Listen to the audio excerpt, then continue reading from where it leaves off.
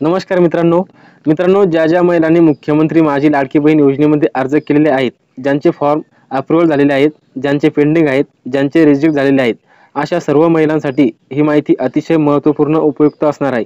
विशेष करून ज्यांचे अप्रूव्हल झालेले आहेत अशा लाभार्थ्यांसाठी ही माहिती महत्त्वपूर्ण असणार आहे।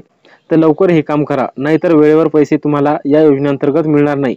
पूर्ण डिटेल्स माहिती समजून घ्या। तत्पूर्वी चॅनलवर पहिल्यांदा आला असाल तर चॅनलला सबस्क्राइब करून ठेवा, म्हणजे असेच नवनवीन व्हिडिओज आणि अपडेट तुम्हाला मिळत राहतील। तर चला मित्रांनो, व्हिडिओ सुरू करूयात।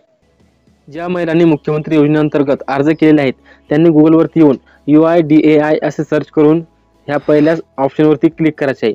यावरती क्लिक केल्यानंतर तुमच्या समोर असा एक नवीन पेज ओपन होईल। यामध्ये तुम्हाला खाली थोडी स्क्रोल करायचे आहे आणि त्यानंतर या ठिकाणी आधार सर्व्हिसेस या ऑप्शनवरती क्लिक करायचे आहे। यावरती क्लिक केल्यानंतर या ठिकाणी तुम्हाला असे स्क्रोल करायचे आहे आणि या ठिकाणी दाखवेल Aadhaar linking status, bank seeding status. यावरती आधार लिंकिंग स्टेटसवरती तुम्हाला क्लिक करायचे आहे। यावरती क्लिक केल्यानंतर या ठिकाणी तुम्हाला लॉग इनचा ऑप्शन येईल। या ठिकाणी तुम्हाला log in with Aadhaar and OTP, तर या ठिकाणी लॉग इन बटनावरती क्लिक करून या ठिकाणी तुम्हाला तुमचा आधार नंबर आणि कॅप्चा विचारेल। हा आधार नंबर आणि कॅप्चा या ठिकाणी टाकून घ्यायचा आहे। आधार नंबर आणि कॅप्चा टाकून झाल्यानंतर लॉग इन विथ OTP या ऑप्शनवरती क्लिक करायचे आहे। तुमचा जो आधारला मोबाईल नंबर लिंक आहे त्यावरती एक 6 अंकी OTP येईल। तो OTP तुम्हाला इंटर OTP या ठिकाणी टाकून घ्यायचा आहे आणि त्यानंतर लॉग इन बटनावरती क्लिक करायचे आहे। लॉग इनवरती क्लिक केल्यानंतर या ठिकाणी तुमची प्रोफाईल दिसेल। त्यानंतर खाली तुम्हाला थोडे स्क्रोल करायचे आहे आणि या ठिकाणी बँक सीडिंग स्टेटस या ऑप्शनवरती क्लिक करायचे आहे।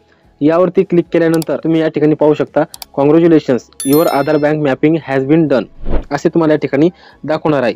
तर भरपूर अशा महिलांनी मुख्यमंत्री माझी लाडकी बहीण योजनेसाठी अर्ज करताना पासबुकची झेरॉक्स दिलेली आहे, परंतु ते बँक खाते आधार लिंक आहे का नाही, का दुसराच लिंक आहे, हे आपल्याला या ठिकाणी समजणार आहे। तर या ठिकाणी तुम्ही पाहू शकता, आपला आधार नंबरचे शेवटचे 4 अंक या ठिकाणी दिसणार आहे आणि जे आधारला लिंक असलेली बँक आहे त्या बँकेचं नाव या ठिकाणी दिसणार आहे।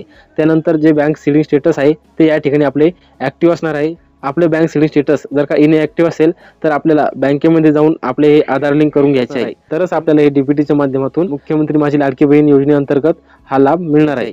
तर मित्रांनो, असा हा महत्त्वपूर्ण व्हिडिओ होता। जास्तीत जास्त महिलांना हा शेअर करा। धन्यवाद।